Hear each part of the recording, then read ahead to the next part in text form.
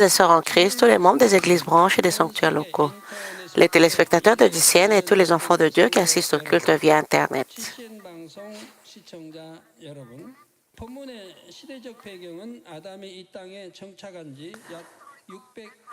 Le contexte historique de ce verset biblique se situe environ 600 ans après l'arrivée d'Adam sur Terre. À cette époque, la population avait considérablement augmenté et les hommes commencèrent à s'organiser en tribus, vivant en communautés plus importantes que de simples villages. À mesure que ces groupes s'agrandissaient, des conflits éclatèrent entre les tribus. Chacune cherchait à sécuriser son territoire, revendiquant des droits et des intérêts, ce qui mena inévitablement à des disputes et des luttes intestines. En Corée du Sud également, durant la période des Trois Royaumes, on observe comment les tribus s'affrontaient, remportant parfois la victoire ou encourant parfois la défaite, et comment à travers ces luttes, la structure des nations commença progressivement à se dessiner. À cette époque, un conflit éclata entre la tribu de Lémec et une autre tribu. Lémec fut blessé par un jeune homme. En représailles, Lémec tua le jeune homme. À première vue, cet incident pourrait ressembler être un acte de légitime défense, mais il s'agissait en réalité d'une vengeance excessive. Cela révèle toute la cruauté de Lémec. On ne peut comparer cela au crime d'aujourd'hui. Nous vivons à une époque où quelqu'un peut commettre un meurtre simplement parce qu'une autre personne a posé un regard désapprobateur sur lui. Des enfants sont parfois agressés puis tués ou enlevés et de tels actes horribles se produisent encore de nos jours. Dans le cas de Lémec, il a tué le jeune homme et a été considéré comme un être pervers. Pourtant, même après avoir tué le jeune homme, Lémec a tenté de se justifier en invoquant des excuses. Or, en examinant le verset 24, nous constatons que Lémec est allé plus loin que la simple justification de ses actes et a déclaré « Caïn sera vengé 7 fois et Lémec 77 fois ». Ce verset est l'un des versets de la Bible les plus difficiles et les interprétations varient considérablement. Cependant, puissiez-vous maintenant accueillir la parole que notre Père céleste a révélée et en faire notre nourriture spirituelle. Avant tout, c'est Dieu lui-même qui a dit, l'Éternel lui dit, si quelqu'un tuait Caïn, Caïn sera vengé 7 fois. C'est Dieu lui-même qui a prononcé ces paroles. Après que Caïn eut tué son frère Abel et fut devenu un héros sur la terre, Dieu prit des mesures pour que personne ne puisse faire du mal à Caïn. Ce fait se transmet de génération en génération parmi les descendants de Caïn, et même les mecs, son descendant à la 6e génération, le connaissaient. Ainsi, lorsque les mecs commirent le meurtre, il se souvint du sort de son ancêtre Caïn. Bien que les mecs cherchaient à se justifier, il craignait le regard des autres et surtout les représailles de la tribu à laquelle appartenait le jeune homme assassiné.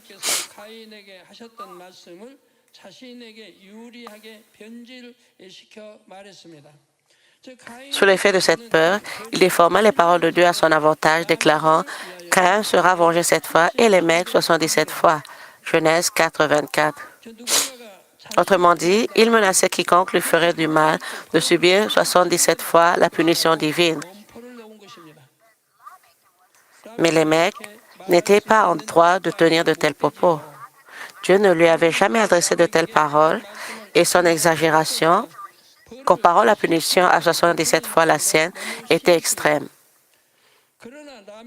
Néanmoins, les mecs parla comme si telle était la volonté de Dieu pour son propre profit.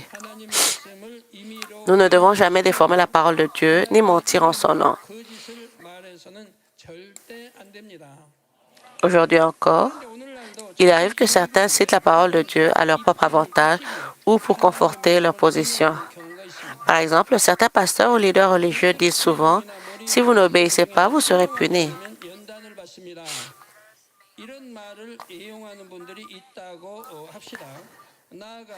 Ils peuvent même citer des exemples précis de personnes ayant connu des difficultés pour avoir désobéi à leurs ordres. Bien sûr, si les enfants de Dieu n'obéissent pas à sa parole, ils seront punis. Cependant, ceux qui enseignent doivent veiller à ne pas présenter leur propre volonté comme celle de Dieu, tout en insistant sur l'obéissance.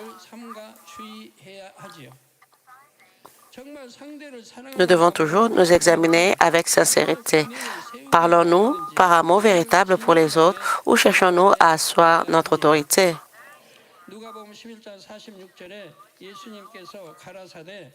Dans Luc 11, 46, Jésus dit, « Et Jésus répondit, Malheur à vous aussi, docteurs de la loi, parce que vous chargez les hommes de fardeaux difficiles à porter et que vous ne touchez pas vous-même de l'un de vos doigts. »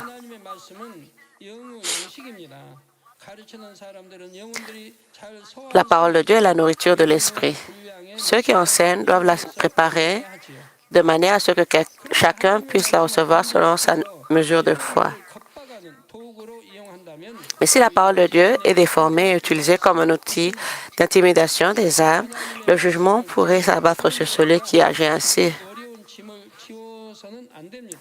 Nous ne devons jamais utiliser la parole de Dieu pour imposer des fardeaux insupportables à autrui, ni citer les Écritures pour proférer des malédictions. Quand Dieu a-t-il donné l'autorité de maudire ou de bénir? De même que Dieu a accordé cette autorité à certains de ses serviteurs dans les Écritures, avez-vous reçu cette même autorité de maudire ou de bénir? Non. Par conséquent, il nous est impossible de maudire qui que ce soit. Il en va de même pour la bénédiction. Dire, reçois cette bénédiction, quand Dieu vous a-t-il donné le droit de le faire? Nous pouvons prier, Seigneur, bénis cette personne. Mais nous ne pouvons pas ordonner, tu dois recevoir cette bénédiction. Seuls ceux qui ont véritablement reçu une telle autorité peuvent parler au nom du Seigneur. Pourtant, aujourd'hui, nombreux sont ceux qui s'écrient « Reçois cette bénédiction ». Le livre des Proverbes 26, 2 dit « Comme l'oiseau s'échappe, comme l'hirondelle s'envole, ainsi la malédiction sans cause n'a point d'effet. » Quand les oiseaux ou les hirondelles volent, ils apparaissent dans le ciel un bref instant, puis disparaissent. De même, les injures proférées sans raison sont vaines. L'affirmation « Caïn sera vengé 7 fois et les mecs 77 fois » doit être comprise dans ce même contexte. De plus, nous devons être prudents dans notre manière d'utiliser la parole de Dieu. Nous ne devons pas prendre les Écritures à la légère en transformant les versets en plaisanteries ou en déformant le sens. Il en va de même pour les hymnes et les chants de louanges. Parfois, dans la joie, on peut être tenté de chanter des louanges avec légèreté lors de moments de partage. Or, les hymnes sont faits pour être chantés avec respect devant Dieu le Père. Il est inadmissible de les traiter avec des involtures ou de les utiliser à des fins de divertissement.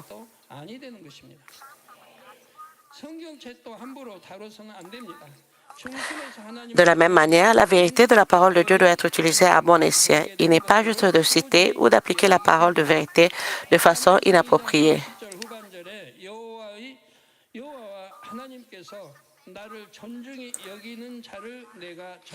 Dans 1 Samuel 2:30, le Seigneur Dieu déclare, « Car j'honorerai celui qui m'honore, mais celui qui me méprise seront méprisés. »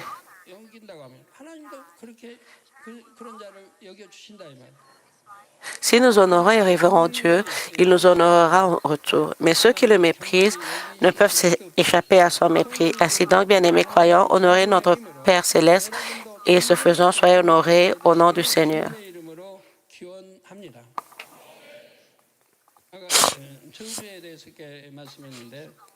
Comme je l'ai mentionné précédemment au sujet des malédictions, quel sens y aurait-il à ce que quelqu'un, simplement en utilisant le nom de Dieu ou même en tant que pasteur, prononce une malédiction en son nom et que cette malédiction se réalise? C'est absurde.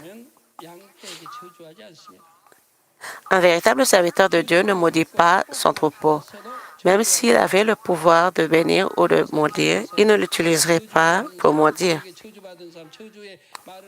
Durant tout mon ministère, m'avez-vous jamais entendu proférer une malédiction contre qui que ce soit? Avez-vous jamais vu quelqu'un maudit par moi? Comment pourrais-je maudire le troupeau bien-aimé? Même lorsque certains ont commis des péchés menant vers la mort ou causant de grandes difficultés à l'Église, je ne les ai jamais maudits.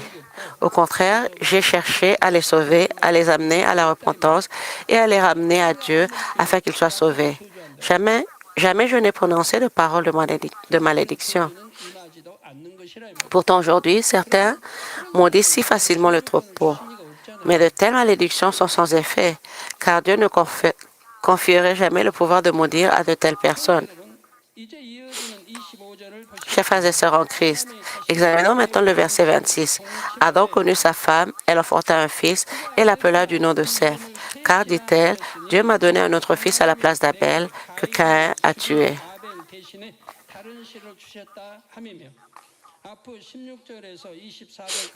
Les versets 16 à 24 relatent l'histoire de Caïn et de sa descendance. Après avoir tué Abel, Caïn fut puni et condamné à errer sur la terre. Il quitta sa patrie bien-aimée et finit par s'installer dans la terre aride de Nod. Pourtant, Dieu, comme il l'avait promis, lui laissa la vie sauve et permit à sa descendance de se multiplier. Bien que Caïn ait commis le grave péché du meurtre, Dieu lui témoigna une grande miséricorde. Les descendants de Caïn ne perpétuèrent pas la lignée d'Adam, mais ils jouèrent néanmoins un rôle dans l'histoire de l'humanité, contribuant au développement de la civilisation, à l'instar des personnages secondaires gravitant autour du protagoniste. Étonnamment, Dieu a consigné la généalogie de Caïn avant la lignée élue et s'est attardé sur le cas de Lémec, son descendant à la 6e génération, révélant ainsi la progression de la culture humaine. À partir du verset 26, le récit revient à l'époque antérieure à Lémec, à la naissance de Seth, le fils qui perpétua la lignée élue d'Adam. Seth fut donné comme une autre semence à la place d'Abel que Caïn avait tué. Après s'être installés sur terre, Adam et Ève eurent de nombreux enfants, mais ils aimaient particulièrement Caïn et Abel, souhaitant qu'ils perpétuent l'œuvre familiale. Ces deux fils naquirent durant la période la plus difficile de leur vie et devinrent une source de grand réconfort et de joie. Adam aimait Abel plus que tout, tandis qu'Ève avait une affection particulière pour Caïn. Quant à leurs autres enfants, une fois adultes, ils reçurent leur part et partirent pour fonder leur propre foyer, multipliant ainsi leur descendance. Lorsqu'Adam et Ève furent chassés sur la terre, ils endurèrent des temps difficiles et éprouvants, mais peu à peu, ils s'adaptèrent et leur vie devint plus stable.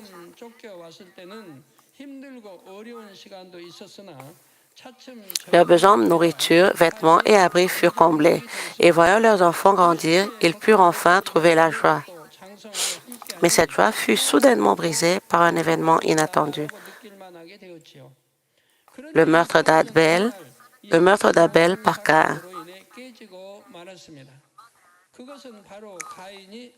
À travers cette tragédie, Adam et Ève perdirent Abel et Caïn fut lui aussi chassé loin d'eux. En un instant, ils perdirent deux fils bien-aimés. Pouvez-vous imaginer la douleur de leur chagrin et de leur angoisse?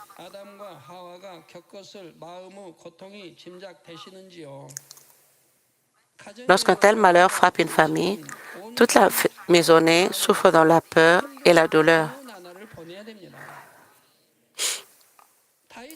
Le roi David lui-même connut un chagrin similaire à cause de ses fils. Son incapacité à les élever correctement entraîna la rébellion, le déshonneur devant le peuple et même sa destitution.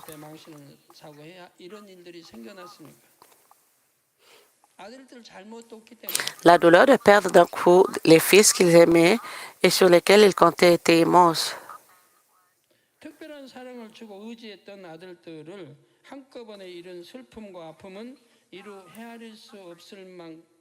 Pourtant, au milieu de cette souffrance, Dieu accorda à Adam et Ève un autre fils, Seth.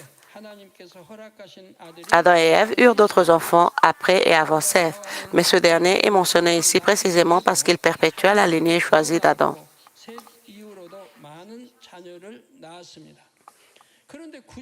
Pourquoi Seth rejette-t-il un rôle si important parmi tant de fils? La réponse se trouve dans Genèse 5, 3. Adam, âgé de 130 ans, engendra un fils à sa ressemblance, selon son image, et lui donna le nom de Seth. Seth était l'enfant qui ressemblait le plus à son père Adam.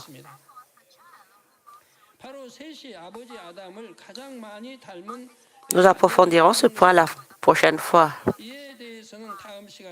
Maintenant, examinons le verset 26. Seth eut aussi un fils et il l'appela du nom d'Enoch. C'est alors que l'on commença à invoquer le nom de l'Éternel.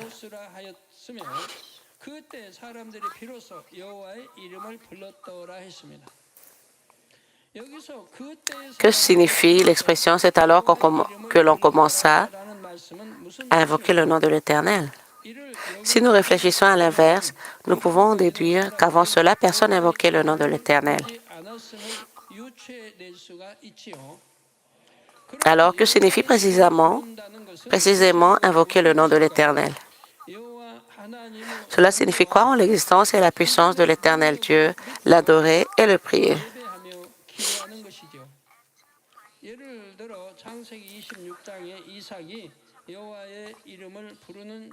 Par exemple, dans Genèse 26, nous voyons Isaac invoquer le nom de l'Éternel. Les versets 24-25 disent, « L'Éternel lui apparut dans la nuit et dit, « Je suis le Dieu d'Abraham, ton père. Ne crains point, car je suis avec toi. Je te bénirai et je multiplierai ta postérité à cause d'Abraham, mon serviteur. » Il bâtit là un autel, invoqua le nom de l'Éternel et y dressa sa tente. Et les serviteurs d'Isaac y creusèrent un puits à cause d'Abraham, mon serviteur. Nous pouvons voir que grâce à David, ses fils furent bénis, et ici encore, grâce à Abraham, une telle bénédiction fut accordée à Isaac. De même, si les parents vivent fidèlement devant Dieu, en l'aimant avant tout et en suivant sa voie, alors les bénédictions se répandent sur leurs enfants. Les bénédictions affluent sur la maisonnée. Comme j'aime Dieu et qu'il m'aime, toute ma maison reçoit des bénédictions. Car je suis avec toi, je te bénirai et je multiplierai ta postérité à cause d'Abraham, mon serviteur. Il bâtit là un autel, invoqua le nom de l'Éternel et y dressa sa tente. Et les serviteurs d'Isaac y creusèrent un puits. À ce moment-là, Isaac crut en l'existence de l'Éternel qui lui était apparu. Il crut aussi en la promesse de Dieu, « Car je suis avec toi, je te bénirai. » En signe de gratitude, il construisit un autel et offrit un sacrifice à Dieu. Ainsi, croire en la présence et la puissance de Dieu, l'adorer et le prier, c'est précisément ce que signifie invoquer le nom de l'Éternel.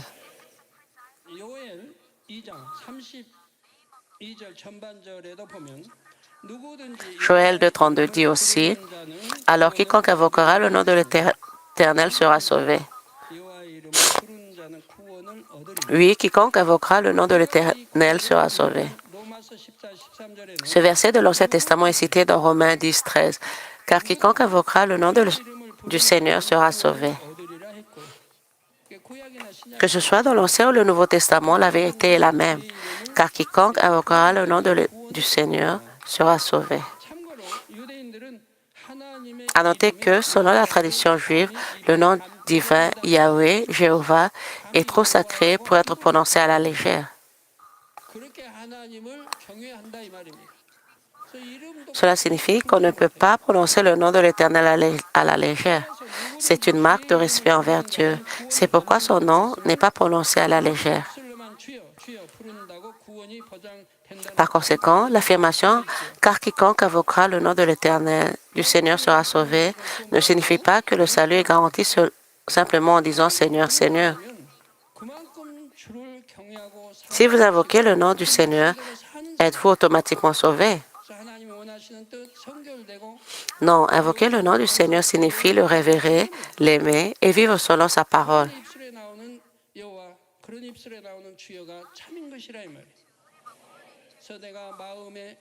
Ceux qui sont sanctifiés, qui s'appuient sur le rocher de la foi, qui se tiennent sur le rocher de la foi et se laissent guider par l'Esprit, ceux-là, lorsqu'ils prononcent le nom du Seigneur, disent la vérité. Ainsi comme le dit Romains 10, car c'est en croyant du cœur qu'on parvient à la justice, et c'est en confessant de la bouche qu'on parvient au salut, selon ce que dit l'Écriture. Croire en son cœur rend juste, sanctifié et spirituel. Et c'est de ce cœur que j'ai la confession, Seigneur, je crois, que j'ai la foi véritable qui apporte le salut. Mais si quelqu'un dit, je crois, je t'aime, Seigneur, tout en persistant dans le péché, en s'adonnant aux œuvres de la chair et en commettant des péchés qui mènent à la mort, alors dire, Seigneur, je crois, revient à profaner le nom de Dieu, le traiter avec légèreté et le déshonorer est inadmissible.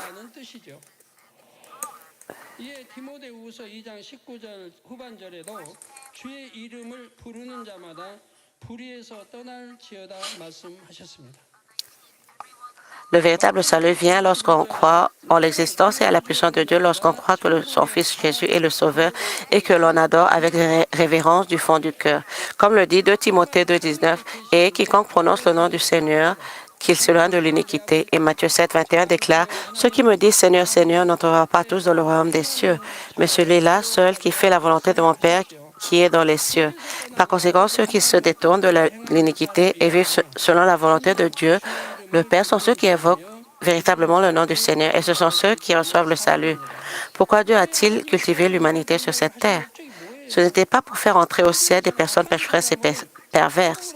Il désire plutôt des enfants véritables, bons, doux et honnêtes, sans tromperie ni trahison, qui ne pratiquent pas les œuvres de la chair, qui sont purs dans leurs relations et qui vivent dans la droiture. Ils recherchent des enfants qui ne mentent pas, qui aiment Dieu par-dessus tout et qui aiment leur prochain comme eux-mêmes. Dieu cultive de tels enfants pour les conduire aux cieux.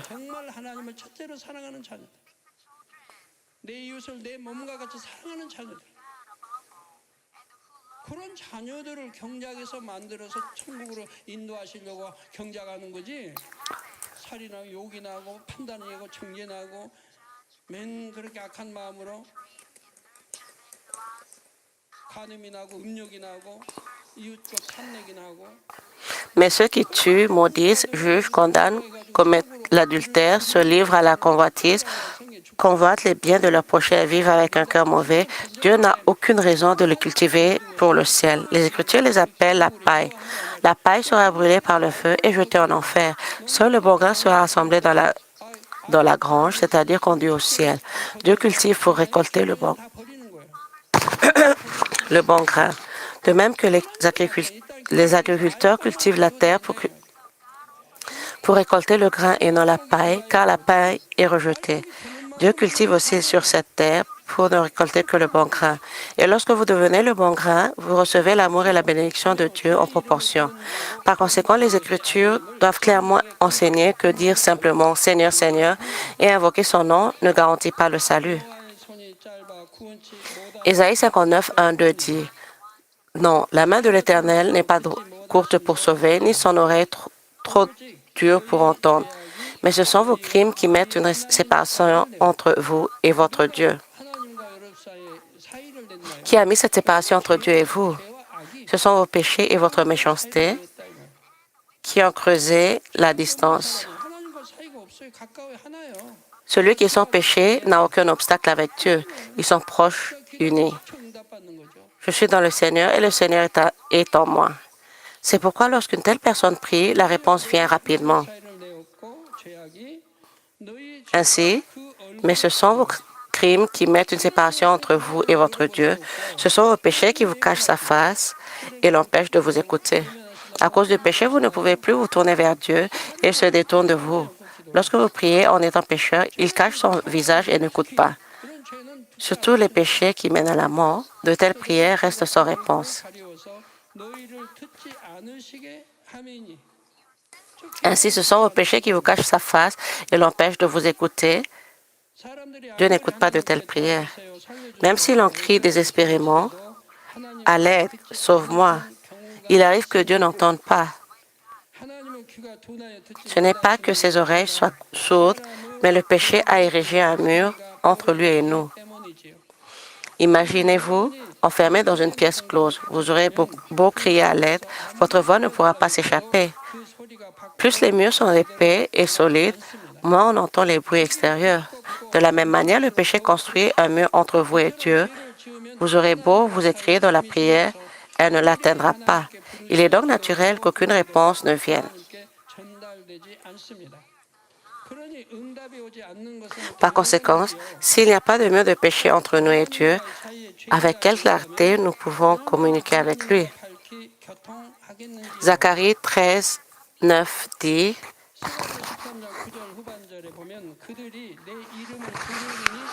Il invoquera mon nom et je l'exaucerai. Je dirai, c'est mon peuple et il dira, l'Éternel est mon Dieu. » Cela signifie que, parce qu'ils sont reconnus comme le peuple de Dieu, il les écoute. Et lorsqu'ils disent, l'Éternel est notre Dieu, une véritable communion s'établit. Ainsi, Dieu notre Père désire la communion avec l'humanité. En réalité, il la désire encore plus que nous.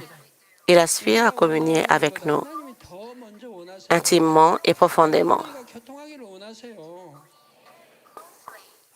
Pourtant, beaucoup ont érigé des murs de péché entre eux et Dieu. Ils n'ont pas accompli la volonté de Dieu le Père, ni ne lui ont plu, mais ont vécu selon leurs propres pensées et désirs. C'était souvent le cas autrefois. Aujourd'hui, beaucoup d'entre vous s'efforcent de ne plus vivre ainsi. Vous cherchez à obéir, à vous tenir sur le rocher de la foi, à atteindre la sanctification, mais cette parole s'adresse à ceux qui persistent encore dans les anciennes voies.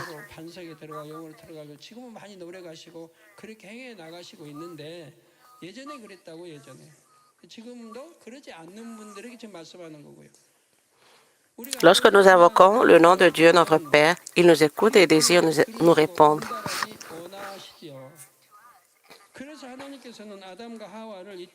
Même après avoir chassé Adam et Ève vers cette terre, Dieu n'a pas fermé la porte du Saint-Esprit. Adam et Ève connaissaient bien ce Dieu et ont donc enseigné à leurs enfants, Dieu est le Créateur, le Tout-Puissant. Servez-le et adorez-le au centre de votre vie. Ils ont instruit leurs descendants afin qu'ils recherchent Dieu, invoquent son nom et communient avec lui. Même Caïn, leur descendant le plus proche, ne révéra pas Dieu de tout son cœur. C'est pourquoi il offrit des offrandes, des sacrifices à Dieu de la manière qui lui semblait bonne. À plus forte raison, alors les enfants qui vivaient loin de la présence d'Adam et Ève, quel était leur état?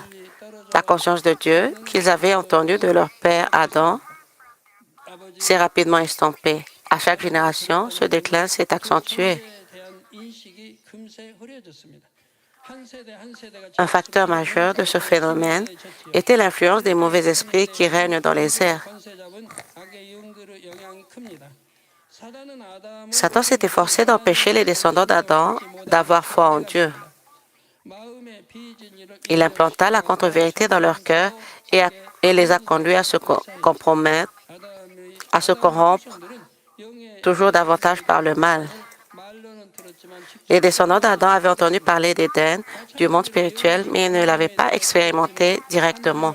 De même, ils avaient entendu parler de Dieu qui est esprit, mais ils ne l'avaient ni vu ni entendu sa voix. C'est pourquoi ils ne pouvaient ni croire véritablement en lui, ni le révérer de tout leur cœur. Leurs pensées restaient confinées dans les limites de la chair. Ils ne croyaient qu'à ce qu'ils pouvaient voir de leurs yeux et toucher de leurs mains, mais ils ne pouvaient croire en quelque chose qui était invisible.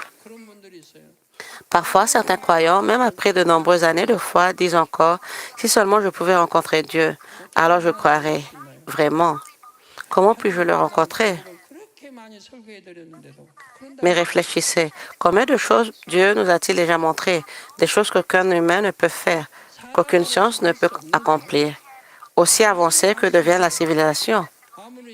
Ce sont des choses que seul Dieu peut faire et il les a manifestées sous nos yeux. Croire en ses œuvres, c'est comme avoir vu Dieu.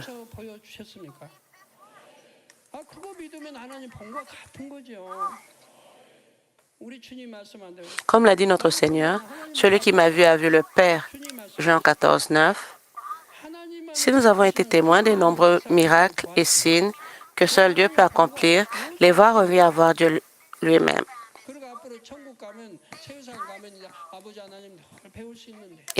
Et dans le futur, lorsque nous entrerons au ciel, la Nouvelle Jérusalem, nous contemplerons sans cesse notre Père céleste. Pourtant, les hommes ont souvent eu du mal à croire en ce qui est invisible.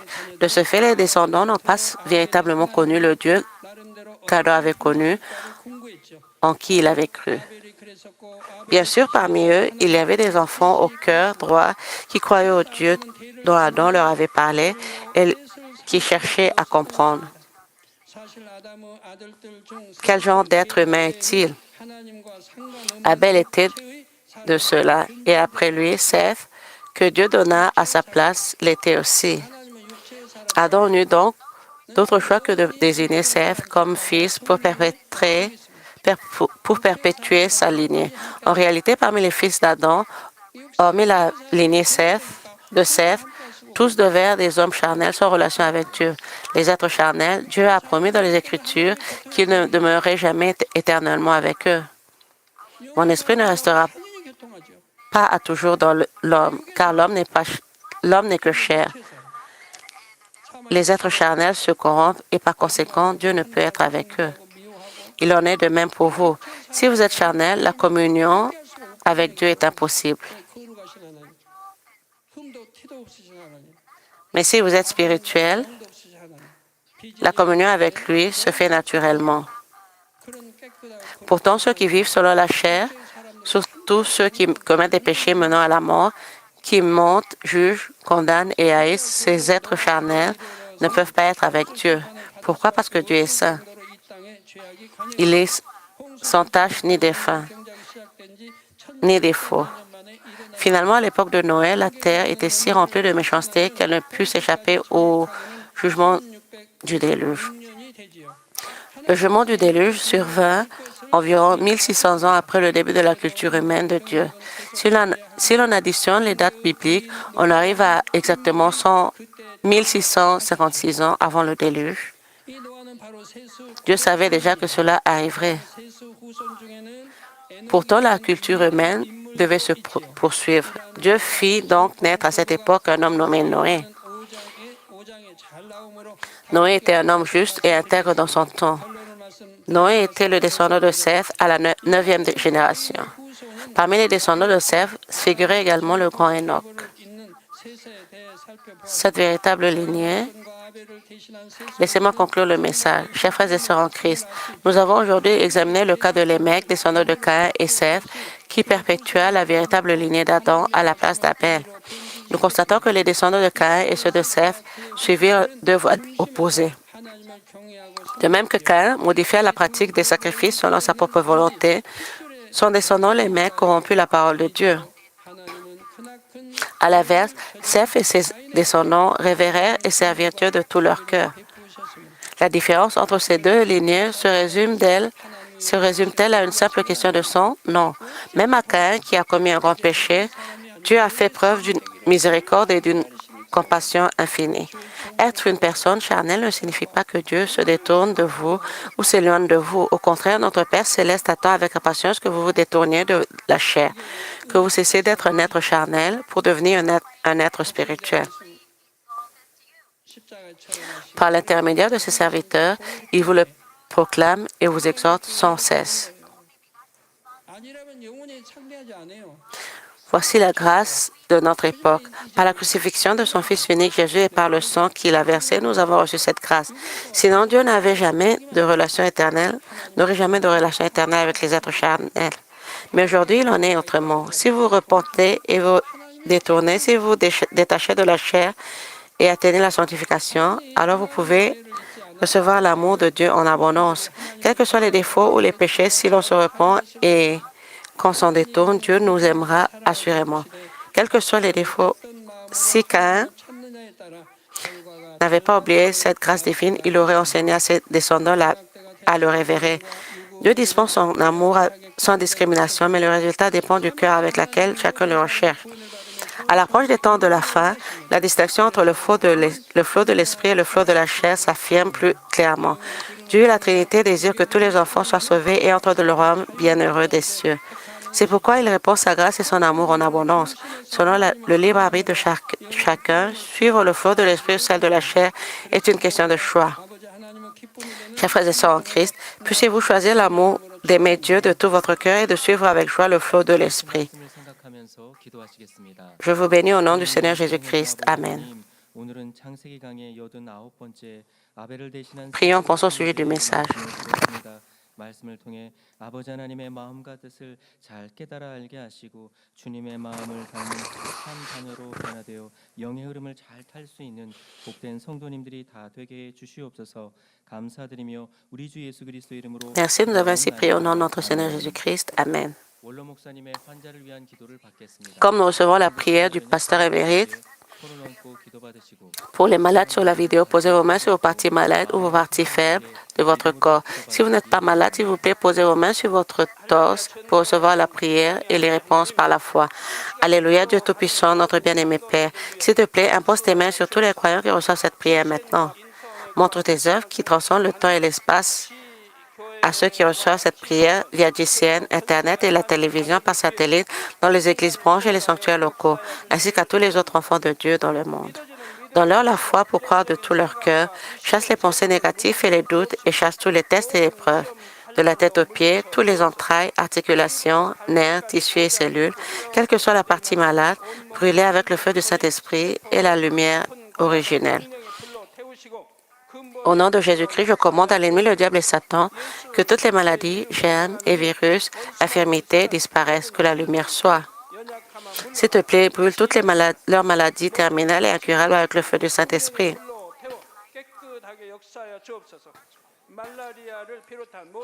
Chasse toutes les maladies endémiques, dont la malaria, le paludisme, toutes les maladies contagieuses, y compris le rhume, la grippe et la fièvre, disparaissaient. Protège-les de toutes sortes de germes et de virus.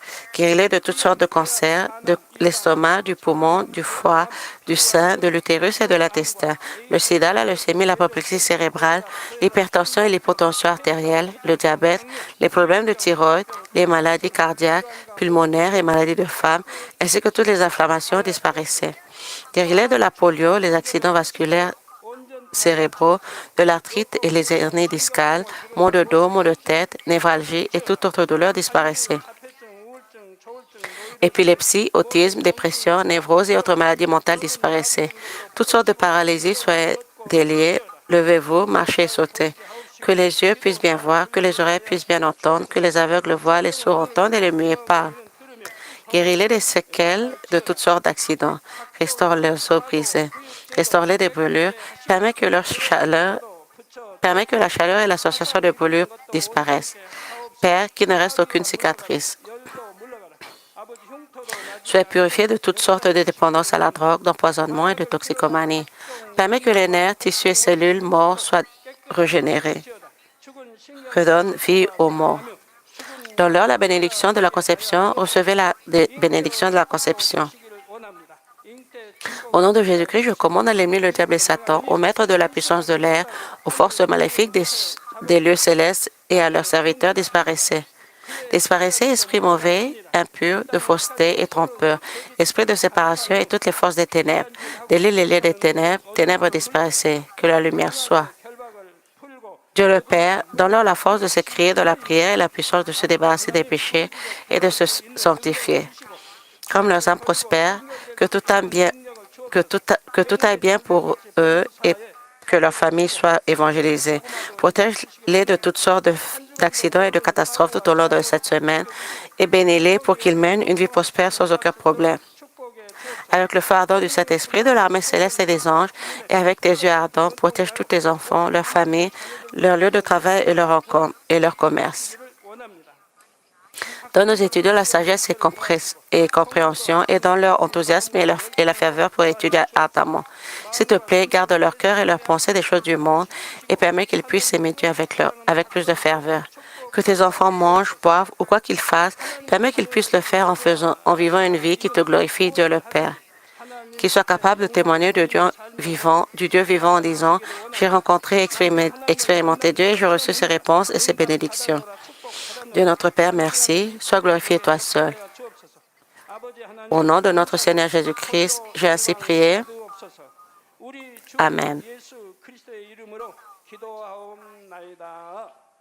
아멘.